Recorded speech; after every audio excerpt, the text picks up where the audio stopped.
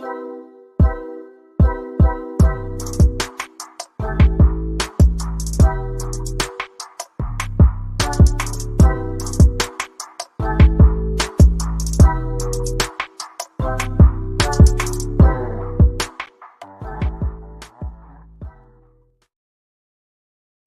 up, people? Welcome back to another episode of Under 1,000 Podcast. I'm Gershon. This is GPSnakes. This is the podcast where I bring on another YouTube, or that's not what I want to say, another reptile enthusiast, hobbyist, or breeder, and get to talk to them about their YouTube and their reptiles a little bit and get to know them a little better. Helps me get out and network with people because I am an introvert. I know it doesn't seem that way, but I am. But yeah, we get to know each other a little more, and we get to, build this community that we all love. So glad you guys have shared this with me for the last almost 2 years now. Thank you for coming on me with this journey, and thank you guys for having fun and laughs with me. Greatly appreciate it so much. But you know how the show goes. We're going to bring on our guests in a second. I'm going to say hello to a couple people. Rob, how you doing? Nicole, what's up? Thanks for coming through. Low Life Exotics, what's up? Thanks for coming through. M-Tip Reptiles, thanks for coming through. If you didn't watch Brian's live Thursday, M-Tip was on there. Did a great job. Great job, man. Me and him are going to do something. He's going to be next up. So we're going to do that so you guys get to check that out as well later on. I don't know when we're going to put it out, but we're going to record it soon. So look for that when it comes out. But yeah, before we bring on our guests, you know what we have to do. We have to say thanks to our sponsor. This episode sponsored by LADYTIS Exotics. She is a new ball python breeder, but she's not new to reptiles. She's had them for quite a while. You might know her from her reticulated python videos. She has 7 reticulated pythons, and she handles them as well. She does amazing videos on how she takes care of those animals and how she handles them. So definitely go check that out on her YouTube. But she's starting a new journey with ball python breeding, and she's got some nice ball pythons that she's added to her collection. So if you are a ball python breeder and you want to give her some tips, definitely hit her up and let her know, but also welcome her to the ball python breeding world. But while you're doing that, make sure you go hit her YouTube, her Instagram, and her TikTok. Yeah, definitely hit those follow and subscribes, and congratulate her on just hitting 500 on her YouTube channel. Congrats, Nicole. Very proud of you. But you also can check out her live podcast she does on Saturdays called Reptiles and Cocktails. Definitely check that out. She has an episode coming out this Saturday. Thanks again, Nicole, for sponsoring this episode. Once again, go check out LADYTIS Exotics on Instagram, Facebook, YouTube, TikTok, anywhere you can find her.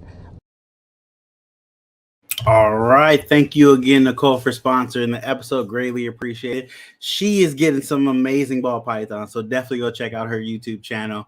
Links are in the description down below. You could just go click them. I think I'm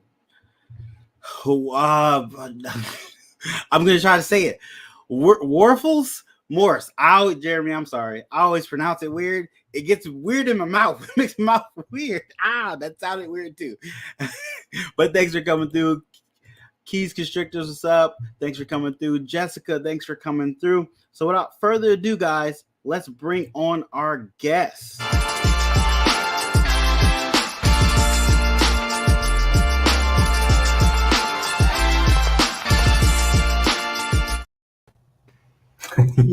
Hello. What's going on, man? How we doing? Doing good. How are you doing? Man, hanging in there, right? Hanging in there, dude. It's been a heck of a year. Hey, I totally understand. Everybody's finally glad to go outside again, and things are starting to get a little bit back to normal. Yeah, we're getting there. It is the path, and hopefully we can stay on it. Hopefully we don't get any more variants out there. Yeah. I agree. I'd like that. So go ahead and introduce yourself to the people and let them know what you breed. Yeah. Joel, State 48 Exotics. We, primarily just ball pythons. We have a pretty decent group of ball pythons. And then we have tons of animals, right? Like, we have some retics and a salt tank and a macaw, I don't know. So as far as like breeding and stuff like that, primary goal is the ball python games. Like that's where I'm at. I like it there. I like the animal. They're just like, I don't know, big fan of them actually. Understandable. So it works well. They don't take up a ton of space. They come in really cool colors. What can you do, right? Amazing colors. So many colors and so many different morphs that we're still learning about. Oh my gosh, right. It's never ending. I mean, look at that morph market page. It's ridiculous. Going down that list. Yeah. Oh my gosh. Yeah. I'm always just checking it out just to see what's added to it that I've not heard about. It seems like there's always something, almost maybe like once a month, so which is exciting, exciting time to get in. You can kind of do whatever you want now. So I mean, there's so many different avenues for people. Right. They can go different ways, and it's really hard to get stagnant with it because there's so many different morphs that you can work with, and still so many different combinations that we haven't made yet that you can try for. Oh my gosh, right. I know. It's crazy. I mean, we're getting into a lot of the triple recessive stuff, and we haven't even done everything we can do in a single recessive. So, very true. It's like there's some stuff to be done. That's for sure. Very true. Very true. What's up, Rashad? Thanks for coming through. So, if you don't know, Joel does have a YouTube channel, State 48. Definitely go check that out. Hit that subscribe button. He's been gone for a little bit, but he is working his way back to YouTube, and he's definitely about to put out some content for you guys, so you guys can look for that. But make sure you hit that subscribe button. He's on Instagram, always posting beautiful pictures of his snakes on Instagram. I'm not gonna lie to you.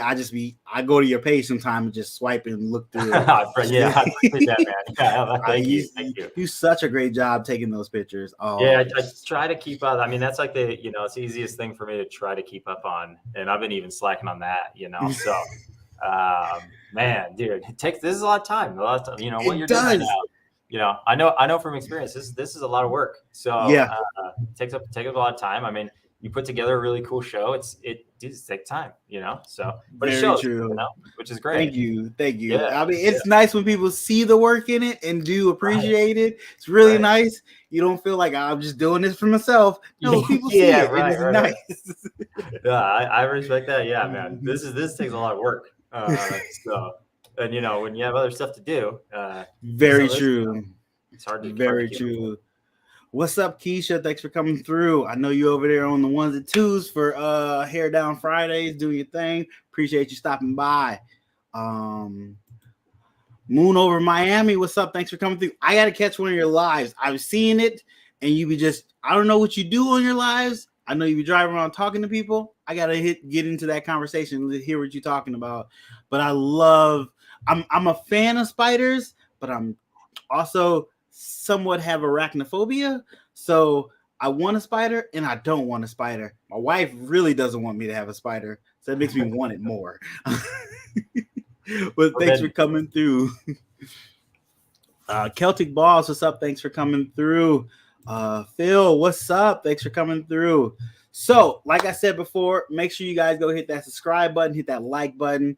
Joel, are you on TikTok? You're not on TikTok, I'm not. No, yeah, Yeah, dude, Joe hasn't got on TikTok, so start fucking on. It's so many things. There's so many things. There's so many things you got to do. It's like there's so many social media very outlets, true. Man. It's crazy. It's very true. It's crazy. I'm more on TikTok just watching other TikToks and not actually producing TikToks because it's a time suck. So yeah. Oh, it is, right? That's what I mean. Don't get on TikTok. Yeah. I have a couple of friends that are on TikTok, and I'm just like, I can't commit to another platform. Understandable. Sandra, what's up? Thanks for coming through. I forgot to push this up. I got to put that up. Don't worry about me. I'm always doing this and slowing down. You're good. We're going to ask you a couple questions, get to know you a little better, get to know about your YouTube and reptile journey a little bit. So that's what we do here. This way we get to know you a little better. Maybe some people that didn't know this about you get to learn something too. So, hey. I like it. Big fan. Yeah. All right, let's go. First question. How long have you had your YouTube channel? Yeah. I don't know. 5 years? 5 years? Roughly. Yeah, I think something like that. Not bad. Yeah, 2016, 2017, somewhere in there, I guess. Okay. Yeah. Not bad. So this is not one of the questions, but I always wonder sometimes, what made you start your channel? I recognize that there was a necessity to do it, basically. To be, if I'm just being honest, seems like a really good avenue to show snakes. Like videos are better than pictures, really. True. Like people can see more. It just seemed like a good platform to use, and it was a platform that paid you, which is cool. Kind of a no-brainer. Yeah. Hey, double whammy right there. Yeah, right. I mean, it's not like you're not getting paid. Paid. Yeah, you said it like, I'm making all the money. Yeah, you're like 37 cents, but like it does pay, right? At the end of the day, you get some change. Right. So you feel valued, okay? Exactly. Mark, thanks for coming through. Appreciate you. I can understand that. That makes perfect sense. Yeah. And when I found your channel, at first I think you were doing stuff. The video I watched you first, you were next to your dirt bike, and you were kneeled down talking about stuff, and I was like, this guy's got a dirt bike. I want a dirt bike. And like that was all I needed to start watching your channel was a dirt bike. And then I was like, oh, he does like snakes. Okay, but he has a cool dirt bike.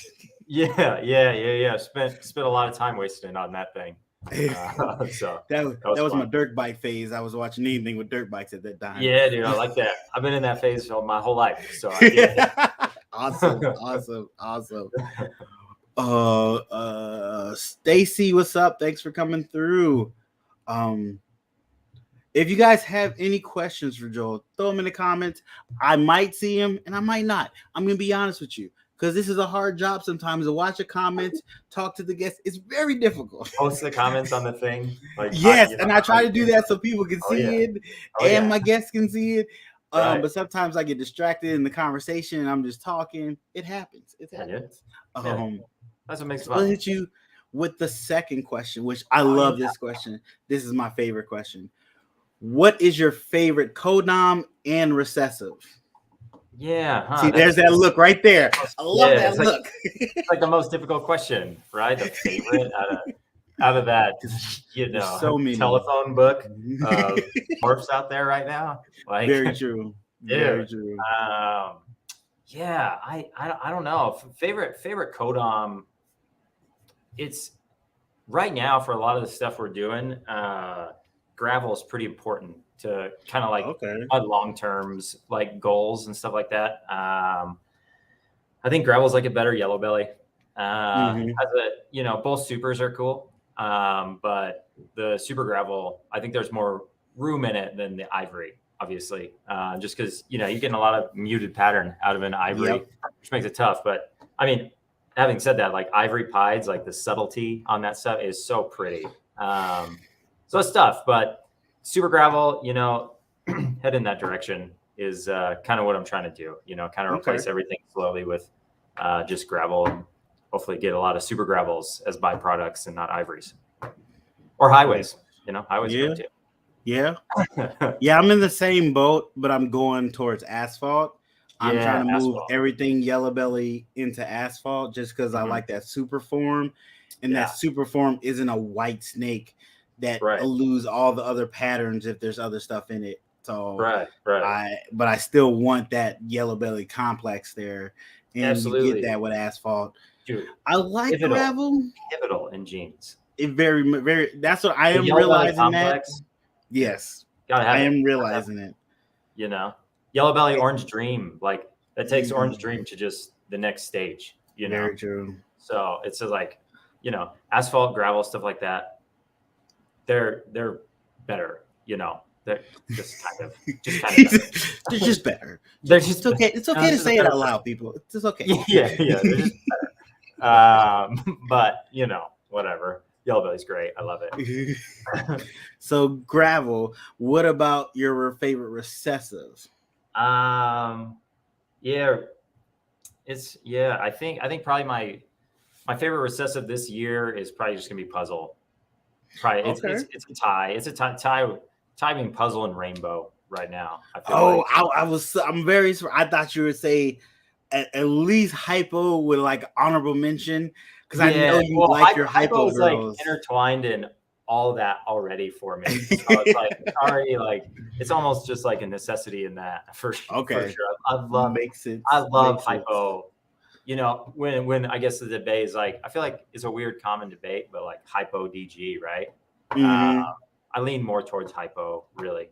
But yeah, this coming season, we're doing a lot with rainbow and puzzles. So that's just, I think that's. I didn't even know you were in the Rainbow Project. That's amazing. Yeah, we picked that up a couple years ago. We picked up a hypo super inchy rainbow male. So he's going to a lot of females this year. Nice. So I'm excited for that. Oh wow. Yeah. I'm very interested in the rainbow. I just know that I've already trying to do so much with the albino. Yeah, you have a lot of albino stuff. I'm like, let me hit some albino things first that I want to hit, and then I'll slowly introduce rainbow into the collection. And start playing with that. I didn't have any albino. I didn't have lavender. I didn't have an albino. I had nothing. So it was kind of like, I just kind of dove. I didn't have ultramel. I don't have ultramel. I didn't have monarch. So I didn't have any like, I don't know, kind of like different color, like a really strong color recessive. So it was like, I just made the plunge. It's like a super pretty banana, right? But it doesn't get black spots. So. And bananas are gorgeous. Oh, bananas are so pretty when they're babies. They are ball pythons. They are. I've got it kind of salted on bananas because I got a banana. He never bred for me, so I was never able to produce bananas. So I just got away from bananas. I was like, I'll try it later, and I haven't gone back yet. I wanted to make a banana clown so bad. Oh, but I was like, banana clowns! Wow. Dude, those things they're flawless. They're so pretty. They're like, it's crazy. If they stayed that way, is my heart. Yeah. They just don't stay. They don't hold like that 200 gram. I wonder what a banana clown DG will look like. Yeah, I've seen. So I feel like I've seen like the DG banana. It looks like a really pretty banana. I don't know what it looks like as an adult. I saw a hatchling picture. That'd be the real question. Dude, Herb Collectors, thanks for coming through. Cool color. Main Squeeze Reptiles, what's up? Thanks for coming through. James, what's up? Thanks for coming through. How's the breeding going? That's my friend. He's up the street and around the corner for me. Nice. And he went from 2 snakes to 17, real fast. I was like, hey, you gotta slow down. Yeah, that food bill is gonna be ridiculous. Yeah. And that first breeding season is gonna be ridiculous. Where that like 17 turns into 40 pretty quick. Yes. Boza Balls, what's up? Thanks for coming through. Appreciate you. So let's hit. So you said puzzle and rainbow are your favorite recessives right now. I heard you say right now. You were like this year. Right. That's what there's a lot to focus on, man. It's very true. Very true. I love that question because it makes people really start to condense their favorite 17 to 5 and then go, how do I squeeze in one more? right, dude, absolutely. It's wild, dude. It's wild out there. It's tough. That's what makes it tough getting in right now too, is looking at that morph market page and like, okay, what am I supposed to do here? You never know what exactly is gonna pop and what's not, and where you should heavily invest in, or should you spread the investment out and get a little bit of everything? It can be overwhelming. It 100% can be overwhelming. For sure. I'm a little scared for people jumping into ball pythons now, just because there's so many different options you can go. It's tough. Yeah. Which is, that's not like something, I guess, first world problems, right? Like it's too good out there. There's too many genes. How do we start? Like it used to be there was a pastel, and then that was kind of it. We had spider, pastel, albino, kind of. That was pinstripe came up, stuff like that. So it's cool to see it. But it's definitely a daunting task to learn it. Very true. Keiju, thank you for coming through. What did he say? I think he said albino alliance. He put this on another post because everybody knows that I work with albino, and I'm trying to bring albino back. I'm trying to get it popular again. That's the plan. Put it in some really cool stuff and make it pop. That's the plan. This should be the albino clowns, right? Yes. I finally produced the albino clown this year. Right. He has one eye. He only has one eye, but he still looks phenomenal. Absolutely. Yeah. I remember watching all those hets you had, like the grow outs and stuff like that, dude. Yeah. Cool to see, man. That's cool to see come full circle. 5 to 6 year project for me trying to hit the visual. And at a certain point, I had a couple friends like, I'm going to just buy the snake for you because I'm tired of you not hitting it. And I was like, well, if you buy it for me, I will send it back because I can't buy it from somebody at this point. I have to make it. You're in it now. Yeah. Exactly. It has to come from me. It's a sense of pride at this point. I have to do it. Right. So now that I've made one, I could go buy 6 of them. So it's fine. Right. Yeah. The battle's over, man. Okay, what do you think will be the breakout combo for Rainbow? I think it'll be double recessive. Just I feel like most stuff like that. It's gonna be, I've seen a rainbow. I'm pretty sure I've seen a rainbow clown. It wasn't said that's what it was, but I'm pretty sure that's what it was. And that's crazy. I mean, it looks like a banana clown kind of. But it's gonna stay like that, and that's the difference. Yeah, and that's what we're shooting for. We're shooting for pretty adults, not just pretty babies. So that's what piqued my interest in Rainbow. We have him locked up with a clown pied right now, so we'll be going quad recessive on it. Hopefully, hypo inchy rainbow clown pieds. Hopefully down the pipe somewhere. That's kind of our goal. Clown pie is going to be the breakout. That's going to be the breakout. I'll tell you right now. Fucking crazy. I can't wait.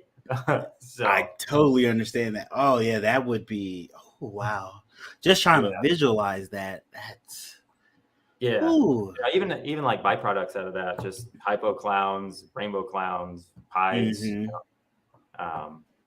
We're bound to hit something out of that pairing. So exactly. Years. Oh, wow.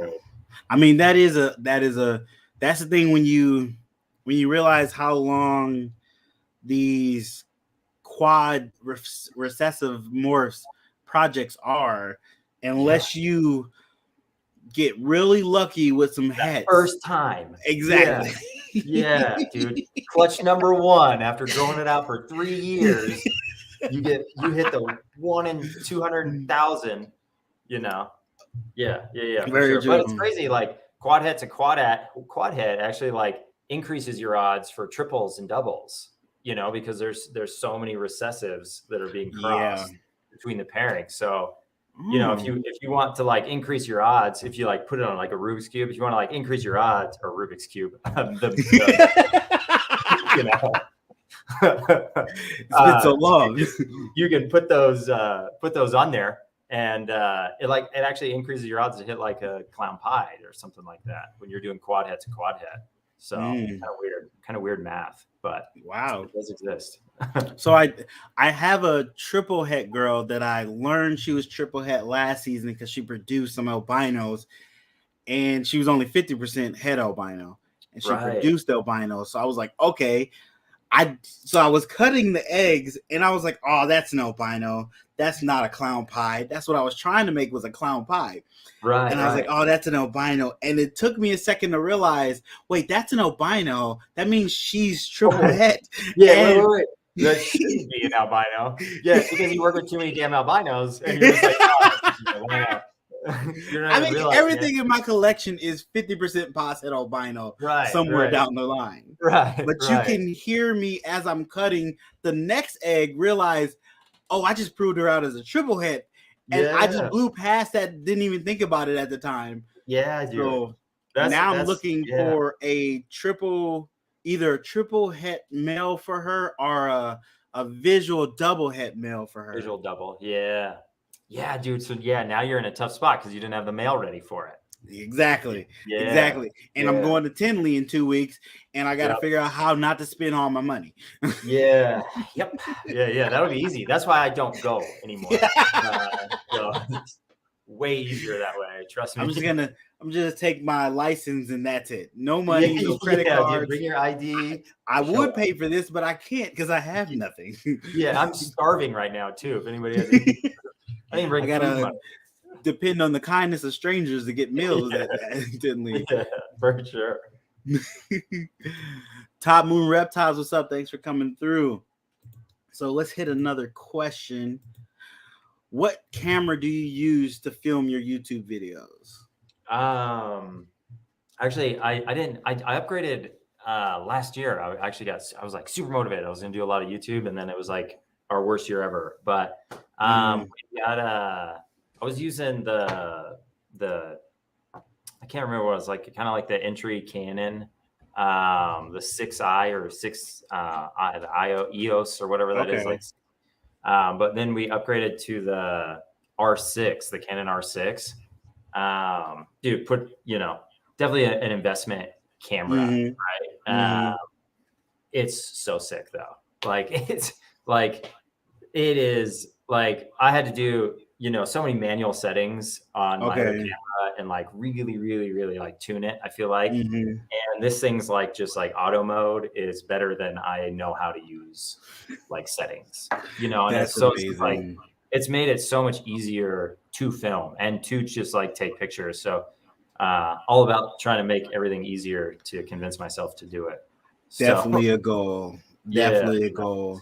I tell people all the time, that's why I like film half my videos while I'm cleaning or something, or while I'm feeding.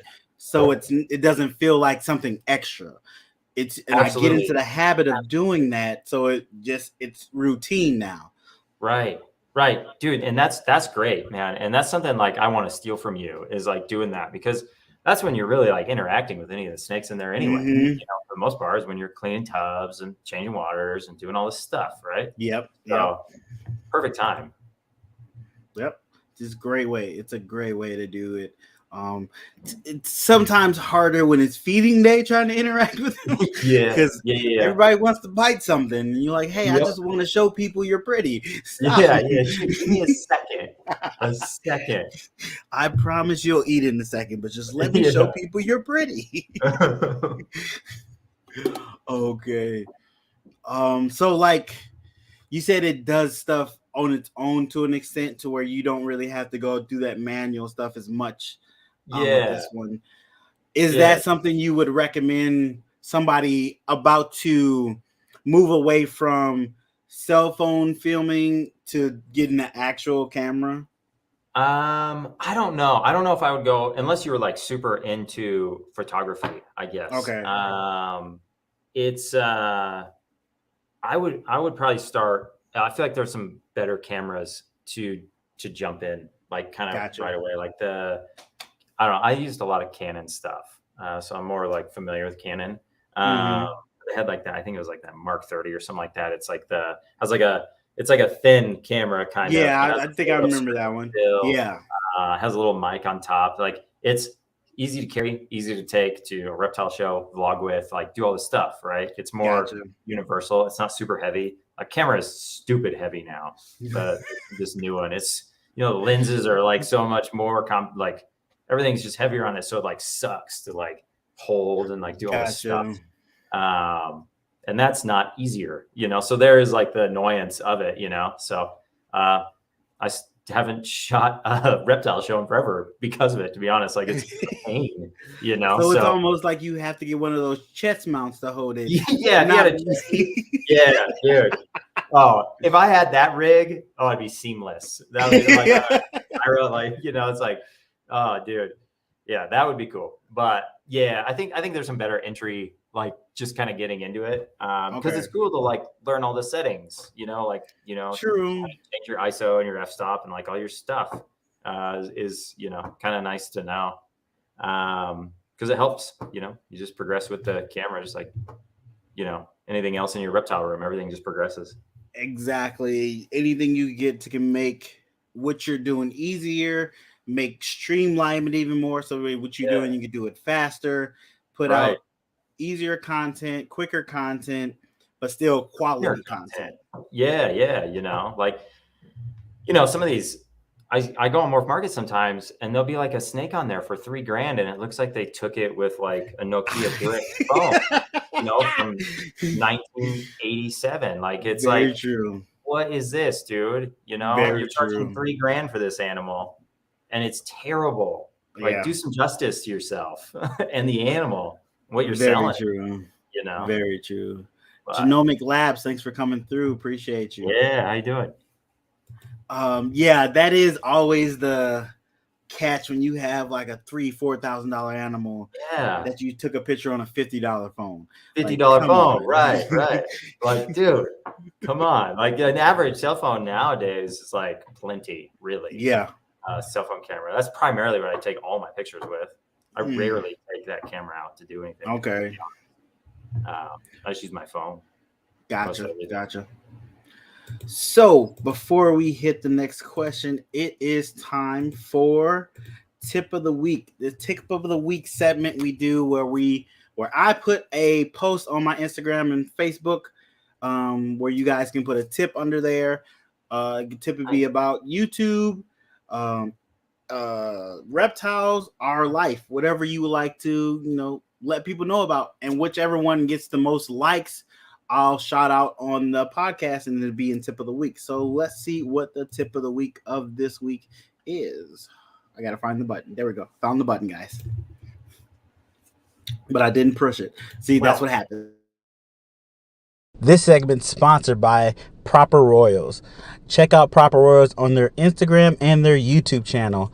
Adam is a ball python breeder documenting his ball python business on his YouTube channel. He gives off amazing facts about how to use YouTube, how to be a ball python breeder, and the business aspect of that. Definitely go check them out, and thanks for sponsoring this segment, Adam. The tip from this week is from Warfels Morphs. Jeremy, I'm sorry. I know I said it weird. But Warfels Morphs says, work with what you love and are passionate about and not something just because it's popular. Your excitement and passion will be seen and noticed by others over something that you are just working with, since it's the hot gene of the year. That is very true, Jeremy. Work with what you like to work with. Thanks again for putting down a tip. Go check out Jeremy on his Instagram and tell him I sent you. That is tip of the week. Yeah, great tip, Jeremy.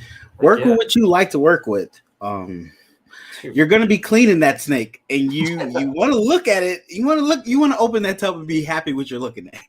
That is like the next piece of that advice. You're really cleaning that snake. Yeah, like that's how you nail the coffin right there. Absolutely. I love cleaning my albino clown. I open that thing just to open it up and see what he's doing. Right. I bother him so much. Yeah, heck yeah, man. I appreciate that's what it's all about, right? Definitely. Have you ever gotten? This is not one of the questions. I just thought about this. Have you ever gotten into a project and you were like, I'm not as in love with this project as I was before I got it and started to work with it? Yeah, definitely. Okay. I did that with Scaleless. I was pretty into Scaleless. Like, it was like my first like big buy at the time, and that was probably in like 2017 or something like that. It was like our first like big investment animal. We bought a pair, a male female, believe it or not, male pinstripe, and just kind of a normal. They're both scaleless heads. We bred them a couple times. We never hit. And then I kind of just got burnt out on it, to be honest. It was a bummer. It was setting up to hopefully, produce some cool stuff like right in the beginning, and then just kept getting burned on it. I was like, okay, So we ended up getting out of that completely, actually. But Understandable. what about you, man? Have you ever Understandable. done that? I've done that with, like I said, banana. Yeah, banana. I was super excited for banana. Like I Right. got the banana. I got him as a baby. I raised him up. I watched him get the spots on him. I counted each spots as they came in. Yeah, I was so excited. I wanted to put him in inchy. I wanted to put him in clown. And then he just wouldn't breed for me for, like, I didn't just, it wasn't like a year. It was 3 years where he just wouldn't breed for me and didn't produce. And I was like, oh my God. And it was more hurting my soul to keep trying to work with something that clearly is not working for me right now. Yeah. That's like the same thing I felt right there. Like this is like that's exactly how I felt. I was like, man, this is just not working. Yeah. And then you know what? The dude I sold everything to produced that year and hit a scaleless. So oh, that hurts. Yeah. I've done that with a Mojave girl. I had a Mojave girl. She dropped me slugs 2 years. No, 1 year she dropped me slugs, and then the next year she didn't go. So I was like, all right, I'm gonna let you go. I'm gonna get somebody else in here. Sold her to someone that was starting out breeding. And I told him, like, hey, she had slugs, so I'm not saying she's a great breeder, but if you want her, she's yours. Right. He got her 16 perfect eggs. 16 perfect eggs. Yeah. To somebody who's their first time breeding. Yeah, I've never even seen 16 eggs in my life. That's crazy to me. Crazy to me. He texted me, he was like, hey, so I got 16 eggs. What do you think I should do with this? I was like, you should go get a lottery ticket for one. Yeah. And she wasn't a huge girl. She was maybe 2,500, maybe 2,700 grams. Yeah, and I was just like big 6,000 grams. Exactly. She wasn't a 4,000 girl. Like, how are you doing this? So of course I was like, so let me know if you ever decide to let her go. I would gladly bring her back home. Yeah. It seems like animals that do that though, like they produce those big clutches, like they continue to produce those big clutches. Like I don't know. It's got to be something in there genetically. It was just That's amazing, crazy, man. That figures. That does figure. And she was a very mocha chocolate brown looking Mojave, so she didn't look like a normal Mojave, and that was like one of the reasons I liked her. And I was like, I just want to get your genes and everything I have, but you won't work with me. Yeah. Typical. Oh wow. So let's hit another question. So do you breed or buy your snake food?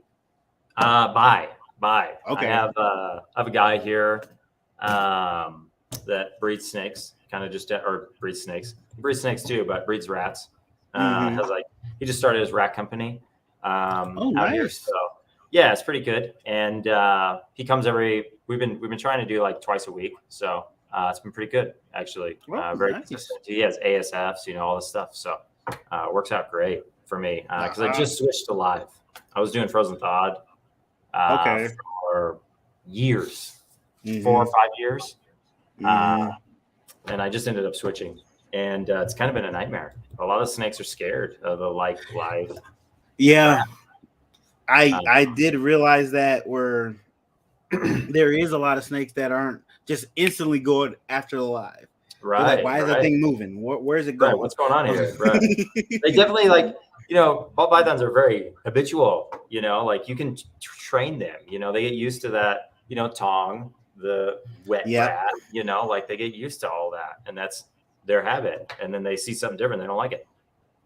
Very much true. It's scary when you're that little.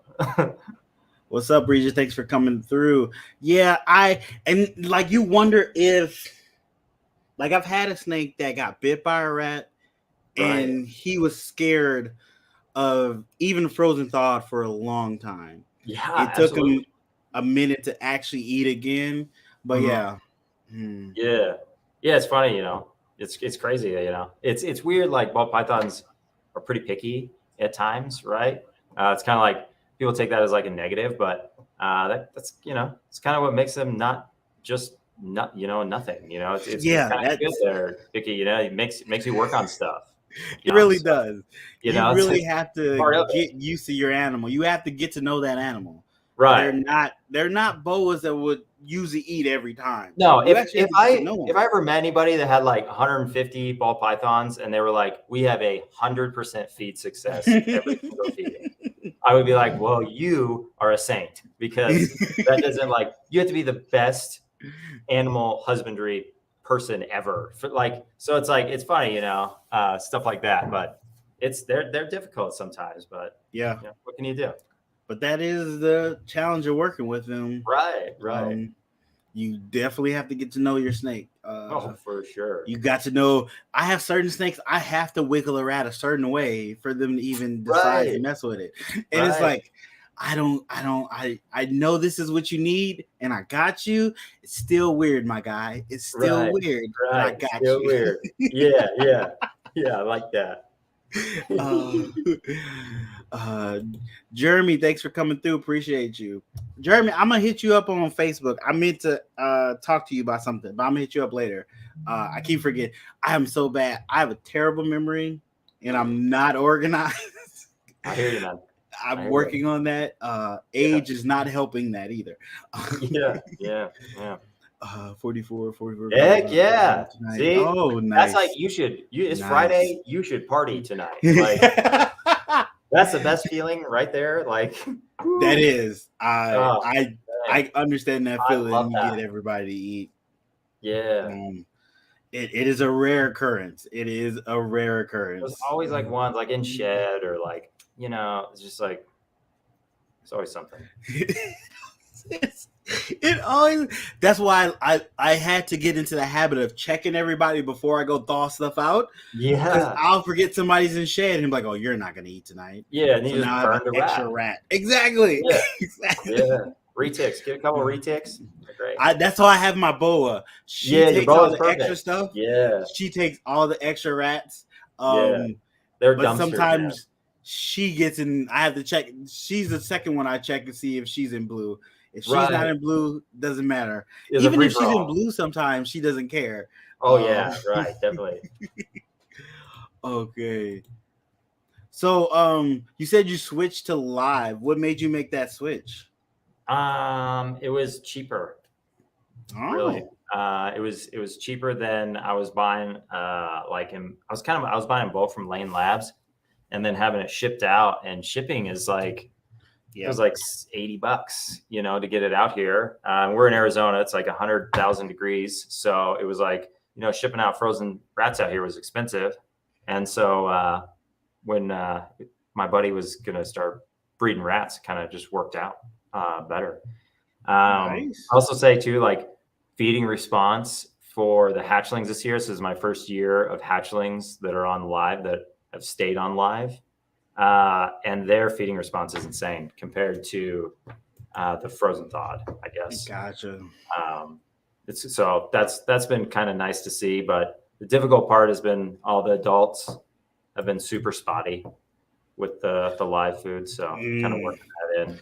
So they're still trying to get comfortable with it and just. They are, yeah. We threw a couple of ASFs at them this week. Had three that had ate ASFs that haven't eaten in, I don't know, 3-4 months. So that was cool. But gotcha. We're getting there, you know, slowly and steadily, right? Exactly. And there's that too. That's the thing you have to worry about ball 100%. Pythons. Yeah, 100%. 100%. Color. Yeah. Like I never realized, I never even thought about that when I first got into snakes, is they would have that preference of colors of the rat. And I was like, and somebody actually was like, they were like, hey, did they do this? How about this? And they're like, hey, what color rats are you using? And I was like, what do you mean? They're rats. Why does it matter? It's like, you're new. It matters. So, you know, it matters to that snake. Okay. Yeah. Oh, wow. Yeah. Always something, man. It is always something. Question, bro, for you: what method do you use to keep up with all your reptiles? I'm thinking of trying Husbandry Pro. So for me, I use Reptile Scan. I like it. It works like I need to. It has all the information I need on it. It's pretty user friendly. I did a review on it. It's on my channel if you want to look at that too. But that's what I use, and I like that it's a one-time payment of $25. When I got it, it was a one-time payment. I don't know if it's still that, but that's when I got it too. Yeah, okay, that's what I used. Yeah, so you still I had used ReptiScan. Okay, I feel like that's my only, I guess, mainstream way to keep track. Really, for me, I keep track a lot on my notes on my phone. I used to do that. Yeah. And then I have a little Excel sheet that has every snake on it. I used that. Write every snake's name down. Yeah. I had a little key code of this is mean feed. This means this. Yeah. And then I would email it to myself so I have double copies of it just in case I lost my phone. Yeah. Oh, dude. Yeah. So like really what I do now is I have a little piece of like painting tape, like the painter's tape, and I have a marker and I write shit on the side of the tub, on the tape. And that's like my instant. And then as like the week progresses, I'll convert it to like data, but I'm always like writing on the tubs and stuff, like a chalk marker.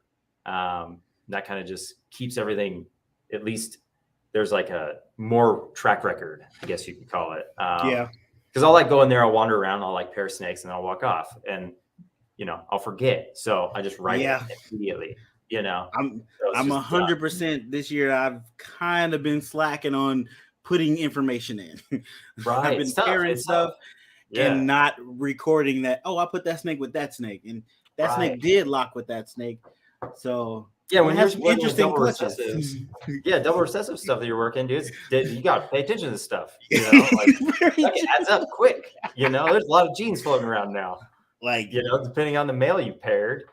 I messed up on myself. I have a inchy het clown female. I paired a lavender albino het clown to her, and then I paired a pied yellow belly het clown to her. Right. So I was like, I'm gonna hit clowns, but I'm not gonna know what they're het for. And I'm like, that is so stupid of me. Yeah. But now I'm like, maybe I'll hit yellow belly and I'll know that snake is 100% het pied. Yeah. I know that one is. Right. Because it could be dual sire. Exactly. I think I had a clutch like that at the end of last season. It was my triple het girl who I learned she was a triple het, but she was also paired to a clown het albino and a pied yellow belly het clown. Right. So I got 2 albinos and 2 clowns. One of the clowns didn't make it, but both the clowns look very much like yellow belly clowns because they didn't look like normal clowns I've produced. I've produced a lot of clowns and a lot of clowns that are het albino. I know that little het albino influence in them. Yeah. This was like nothing I've produced. Right. So I'm holding one of the males, the clown male. I'm holding him back and I'm growing him out and I'm gonna breed him and see what he produces. See what you're doing, right? Because he could be a double visual. He could be a visual that's a double het. Right. He would have het albino in him because his mom would be het albino, but he also would be 100% pied. So you can hit the trifecta. I'm gonna pair him back to his mom and see in a year what happens. Right? If I don't pick up a guaranteed visual double het male. Right. If his job doesn't get taken. Exactly. Yeah. Then he'll just go to some random het clown girl to see what he produces. Right. Yeah, see if it pops out. Yeah, definitely. Dude, and if he does, he's good. He's good. That's a solid man. It is, because then I have to figure out, well, do I try to see if he is het albino and breed him to something albino and see if he is a super powerhouse male? Because he would be a visual recessive codom that's a double het. That is a great male to have. Right. Hell yeah, it is. But that's why I need to. I don't know if you heard about her. I'm gonna mess up her name. It's Dr. We're not even going to say her name. Somebody say her name in the chat, and I'm going to try to read it, and I'm sure I'll be still going to mess up. She's doing research on ball pythons' sheds and mapping their genetics through the sheds. Yeah. So people have been sending sheds to her, and I might have to send his shed. I keep forgetting he shed one time and I forgot to put it in the bag, so I gotta wait for him to shed again. Yeah, but that's a cool project. That's gonna change ball pythons if we can start mapping them out through their sheds and not have a whole bunch of possibles. Yeah, it is gonna take a little bit of the fun away. I understand that. Right. The gamble to it. Yeah. True. Right. But I mean, I'm sure it's gonna make people happy. It will, yeah, and it'll cost something, So there'll still be, people who just want to take the gamble and not pay for, the test. Let's say, unless the breeder wants to front it just to know, Very true. But sometimes it might not be worth it, depending on how it is. There we go. I don't know how to pronounce that. Now I think it's this one. I think it's that one. I don't know how to pronounce that. So go look her up. Maybe. Hannah Seidel. I think that's how you pronounce it. Okay. Check it out. It's somebody I know there's a link in. I'll either try to. I'm probably gonna not find the link, but somebody might be able to put the link in there and go check that out. Because if you can send your sheds to her, because right now it's free, and she's just trying to map out all the genes. So I know she said she was looking for super asphalt, super gravel. I think she was looking for super gravels as well. So if you have some sheds, send it to her. Yeah. No matter what sheds it is, just send it to her and label it as what you believe it is, so she can start mapping them out and hopefully help us down the road. Right. That's really cool. Yeah, I have to figure that out. Ball python genetics. Yeah. I know there's another one. I seen it on Ball in Hands. Check out his Instagram. He was running a Kickstarter for someone that's doing it separate from her, but it was more on the pay side of things of it. So you fund the Kickstarter for that person to be able to do it. Don't quote me on this. I'm vaguely remembering things. So right. Check out Ball. I think it's Ball Python in Hands is his tag on Instagram. I'm pretty sure most of you guys are following him because he's pretty big on Instagram. Yeah. Check him out. He has the snake around like 3 pool balls. It's a really cool logo. He does a lot of real cool stuff with it. Go check that out. That's what I remember. Yeah, I like that. That's cool, man. That's a cool project. I'm waiting on that. Somebody to do that. Thank you. Yeah, I know. And surprisingly, it took this long for someone to do it. But hey, they're on top of it now, so I'm totally fine with it. Yeah, cool. That works. All right, let's hit another question. What do you use to edit your videos? Final Cut Pro. Okay. On Mac, the Mac, like the Mac version of Adobe, I guess it would be kind of. Okay. Yeah, I love it. It's just like iMovie, but gives you more to work with. And it's cool too. Like with the Mac stuff, it's like a one-time fee. Like Adobe and stuff like that, it's like a membership. So. Yeah, I'm a fan of it. Big fan. User friendly. Gotcha. It is very user friendly. I've had people tell me to use it, and I checked it out. I was like, oh, okay, I see where there's love. I can see why you guys like this and why it works. It does what you need to do. For sure. I can't. It does. Isn't it? That's a paid program too, though, right? Yeah, Final Cut Pro I had to buy. Is it monthly or is it a one-time? It's a one-time. It's a one-time fee. Okay. So that's what's cool. Okay. It's a one-time fee. So I'm a big fan of that because, like, Adobe and stuff like that's monthly, I think. Yep, Adobe's monthly, which they did try to make it a little easier by having it like a subscription, so you get a lot of different things in it. Yeah, it's always updated, stuff like that. Yeah, which is pretty cool if you work in an industry where you use that every day. Yeah, right. It's probably the go-to, right? For sure. But I don't need that much stuff. I can't even work all the functions on Final Cut Pro. So, Gary, thanks for coming through. So this is the link, or for the shed, send in the sheds. That's their Instagram, I believe. So go check that out. If you guys want to look for it, go check that out. Definitely send your sheds in. They give you I'm pretty sure on their website they tell you how to send the sheds in and everything. So definitely do that. It's going to help us in the long run. So try that out. Definitely appreciate it if you will look it up and try it out. Now you have more affordable ones selling at local shows, which means less money per miles. Okay. Yep. That makes perfect sense. Jeremy B, what's up? Thanks for coming through. I'm trying to keep up with the chat. Chat's always so chat. You guys do a great job asking questions and stuff. Greatly appreciate that. Yeah, how we doing?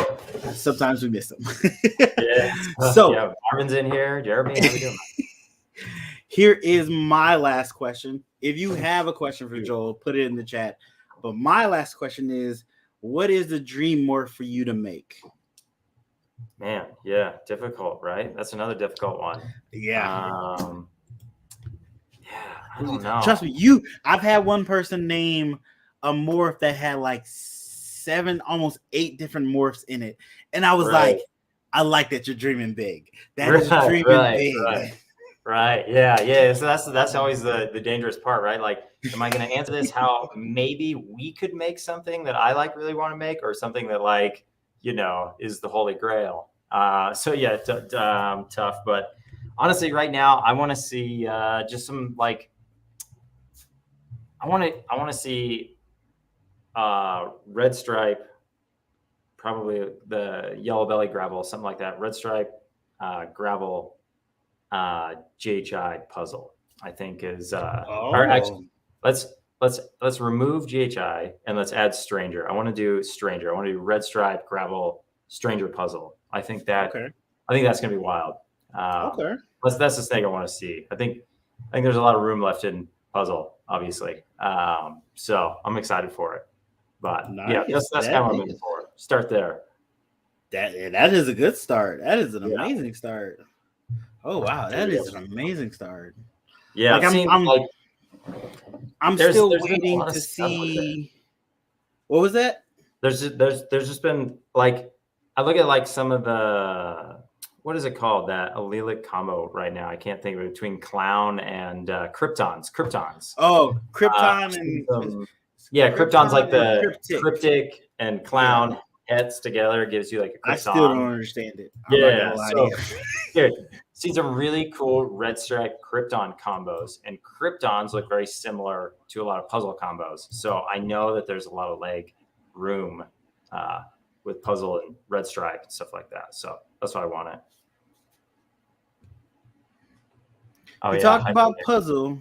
You didn't talk about lace and hypo. Yeah. You got lace? Yeah. We had a clutch last year. We have a white lace hypo male, so super lace hypo male. We paired him up to a hypo pastel inchy. So we actually hit the triple the pastel inchy hypo lace. So pretty cool. Really liking it. Very clean, very pretty. DG-esque. And some of the stuff. So very excited for lace. Lace is like, I'm starting. I want to get into lace. I'm looking at it more often, way more often than I should be looking at it. Yeah. For someone that's like, I'm not gonna buy anything until I produce some stuff and sell some animals. Right. I'm looking at lace a lot more than I should be. Well, I know this is why there's like a lot of reasons I'm excited for lace. Like one of the defining things is like made me literally more excited for it is straight fire reptiles. Okay. Hits me up almost, I don't know. It has, I don't want to sound like he's hitting me up all the time, but he's hit me up like 2 or 3 times asking to buy the white lace hypo male. He's like, don't sell it to anybody else. I'm taking it whenever you get rid of it. Just let me know. So if he wants something like that, I'm like, yeah, we're on to something. Yeah, definitely. So, definitely. Oh, wow. So Jeremy B asks, what puzzle combos are you anticipating? I think that's what that, Yeah. What puzzle combos are you working with this season, and what are your anticipated puzzle combos? Yeah. So this is an interesting question because I'm still trying to fall in love with puzzle or get a feel for puzzle. I think it looks interesting. I'm still waiting to see it in certain things that make me go, okay, I need to work with that. No, I agree. Yeah, definitely. That's a very normal stance, I feel like, on puzzle. And that's, some, I guess, nuances of puzzle. Like there's some less puzzle looking puzzles out there. There's not all puzzles are created equal, which makes it kind of a difficult gene. But Pied is that way in a sense too. True. But that makes it tougher. But things that have been pretty easy to replicate are like the puzzle bell complexes are crazy. There's so much room there. The GHI puzzle that we produced this year is that's what's really solidified me with puzzle this year. So hopefully this year we'll be making some more GHI puzzle stuff. We have a big girl, a Mojave puzzle girl, so we're going to pair her up with that GHI het. Hopefully get the GHI Mojave puzzle. Couple hypo puzzle girls kind of be thrown in the mix. We're going to try to work rainbow in it this year too. So okay.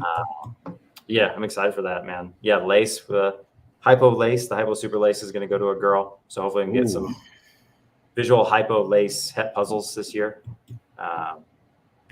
Blackhead puzzle. I think blackhead puzzle will be great. That's what I mean. That's what's cool about puzzle. There's nothing has been done. Yeah. It's our gene. It's like our era. Very untapped. Can do stuff with it, right? There isn't a 14 gene puzzle out there yet. Like there's not a 9 gene $30,000 clown out there. So like, but we can get there, and we get there pretty quick. So some of those puzzles are selling for quite a bit of money. So I think it has some value, which is great. Something to look for in a project. Really like what it does. It's untapped. Really put your mark on it. So I like that. I like that about it. So guys, if you haven't already, I would appreciate if you hit that like button, because apparently YouTube likes it when you hit the like button. Yeah. And I like that YouTube likes it. So if you could hit that like button. But yeah, that's all my questions. Thanks for coming on, Joel. Is there anything you would like to promote, let people know about what's coming up? Hint, some YouTube videos maybe? I need to set that up. Dude, it's crazy. I have a whole video already filmed on there. Okay. Weeks it's been on my and now it's to a point it's so old, I'm just like, I just gotta redo this. This is like, it's not even gonna make sense so yeah, that's the goal this next week. Shoot some videos, show off some growing up, the grow out episodes, right? Like show some snakes with some size and some color to them. So that's kind of the plan, kind of go back to shooting videos that matter. I feel like I kind of social media kind of like stressed me out, because dude, I feel like I was getting real worried about like views and like trying to get all this stuff. And, like sooner or later, now I'm doing thumbnails like this, and like, like, dude, that's not why I got here. I wanted to film cool snakes, so I just want to go back to filming snakes and talking about snakes. So it's kind of hard to find that balance between wanting to entertain people but wanting to hit certain views and numbers, especially after you get to a certain height. You're like, well, I gotta stay up there. People gonna think I fell off. And like, I just wanted to be on camera and show my cool snakes. Yeah, right. Yeah, that's why we all got into this. I know it. That's why we're all here. So I just want to get back to that. Talking about snakes, looking at snakes. That's kind of it. That's where I want to be at. So I'm excited for it. So guys, if you take one thing from this live, take what Joel did. He took a break. He took a mental break. Got his mind back right, got more comfortable, and now he's coming back to YouTube, but he's coming back on his terms. 100% is the way you should do it. Yeah, absolutely. It's a burden, man. It's a lot of work. Sometimes you might have to take a break. Just take a break. Yeah. It's okay. We'll still be here. We'll see when you get back. All your buddies are still here. Like nobody cares, right? So it's like, and these are the views I want to have anyway. So it's like, I don't know. That's getting back to that. Getting back to, I'd rather have like 10 people watching a video that actually care about what they're watching than 30,000 that watch it for 45 seconds. Yeah. So definitely 100%. So before we go, we got to say thanks to our sponsor one more time. Here we go. This episode sponsored by LADYTIS Exotics. She is a new ball python breeder, but she's not new to reptiles. She's had them for quite a while. You might know her from her reticulated python videos. She has 7 reticulated pythons, and she handles them as well. She does amazing videos on how she takes care of those animals and how she handles them. So definitely go check that out on her YouTube. But she's starting a new journey with ball python breeding, and she's got some nice ball pythons that she's added to her collection. So if you are a ball python breeder and you want to give her some tips, definitely hit her up and let her know. But also welcome her to the ball python breeding world. But while you're doing that, make sure you go hit her YouTube, her Instagram, and her TikTok. Yeah, definitely hit those follow and subscribes, and congratulate her on just hitting 500 on her YouTube channel. Congrats, Nicole. Very proud of you. But you also can check out her live podcast she does on Saturdays called Reptiles and Cocktails. Definitely check that out. She has an episode coming out this Saturday. Thanks again, Nicole, for sponsoring this episode. Once again, go check out LADYTIS Exotics on Instagram, Facebook, YouTube, TikTok, anywhere you can find her. All right. Thanks again for sponsoring the episode, Nicole. Greatly appreciate it. Definitely go hit those subscribes and follow button on her TikTok, Instagram, all that good stuff. Links are in the description down below. We do have one more question. Oh, yeah. Okay. If there is only one recessive gene you could have, which gene would it and would you choose and why? Pied for sure. That was so quick. Yeah. So quick. Why is it like? Yeah, if you got one recessive, right, that you can only use forever, Pied is going to be the most consistent, inconsistent gene to work with. So it'll continue to give you a surprise every time you pair it with something at a minimum. Sure, I mean, it's all just patches, right? But we can work with those patches, and they don't always come in the same. So, you have really cool looking Pieds and Pieds that, maybe that aren't that cool. But then you still can try to get certain codoms to give you more patches or less patches. Less patches, more pattern, less the colors of those patches still. Right. Oh, that's a great answer. That's a great answer. Yeah, I don't have a great answer like that. I was gonna just say albino. Hey, yeah, that's what you like though. That's what all that matters, right? It don't matter. Very true. I'm just messing with contrast. Yeah, DG. Yeah, no. All right. Thank you, Joel, for coming on. Greatly appreciate it. Thank you guys in the chat for coming through, hanging out with us, giving us great questions, great feedback. I seen somebody say the Lacey Act passed. I don't know if that's true. I'm going to go do some research and find out. Hopefully that's wrong. I know they're talking about it now, or it's on the document to talk about. If you can, go support USARK. Go be a member, donate, share it, share their page, anything you can do, because they are fighting for us to keep these animals that we love to keep. And I'm not just talking about reptiles. I'm talking about animals in general. So Phil's a legend. Yeah, definitely. If you can, go help. Appreciate that. But thank you guys for coming by. I got nothing on the docket. I don't know. I don't have a video coming out. So next live will be Friday. And I'm blanking. Oh, it's gonna be Adam. Adam's gonna be on the next live. It's actually not Friday. I just realized it's on Wednesday. It's gonna be on Wednesday, the 9th at 7 p.m. Central Standard Time. So it's a different time for us. It's Wednesday. So if you're free, come by Wednesday, 7 p.m. on the 9th Central Standard Time. Come hang out with me and Adam. We're gonna talk about some stuff. And he's finally gonna be on my show. I was on his show. So you go check me out on his show. Did a live on his show, which was fun because his computer died halfway through the live and he disappeared. And I was like, oh, I guess I'm here by myself. So go find out why that was funny. Go check that out. But thanks everybody for coming through. Appreciate you. See you guys later. That's it. Bye-bye. I gotta push another button. Sorry.